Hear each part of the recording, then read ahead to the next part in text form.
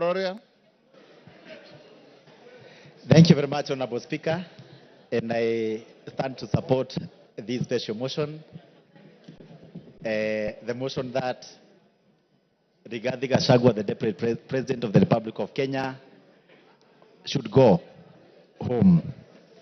Honorable Speaker, I can remind this House that during the swearing-in ceremony at Kasarani, the Deputy President humiliated Uhuru Kenyatta so badly before the nation and the visiting dignitaries in the Republic of Kenya. That was not enough, Honorable Speaker. After 3 months, he started attacking young people in Mount Kenya region, calling them Mungeki, to an extent of attacking Maina Jenga and calling him the leader of Mungeki, Honorable Speaker. Later, Honorable Speaker, he was not comfortable and satisfied with that. He went ahead to refer to the members of parliament from Mount Kenya region as Gatundu and Kunda, ngutume and komerera, Honorable Speaker. That is not acceptable, Honorable Speaker, because we all come from the same region and we are elected by the people.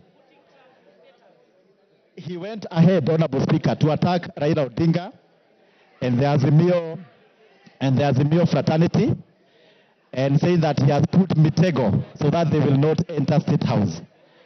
And he was supposed to put mitegos so that they don't enter Karen residence because he's not a president.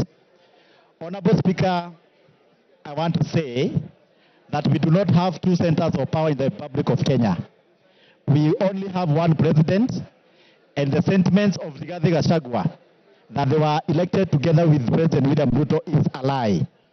The person who was elected is the president.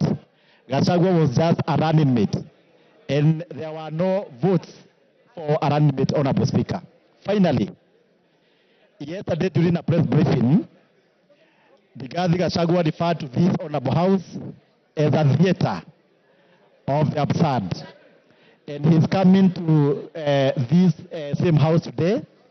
I don't know whether you are going to compel him to substantiate if he's coming to a theater or Parliament of Kenya. With that, Honorable Speaker, I'm saying Gachagua must go.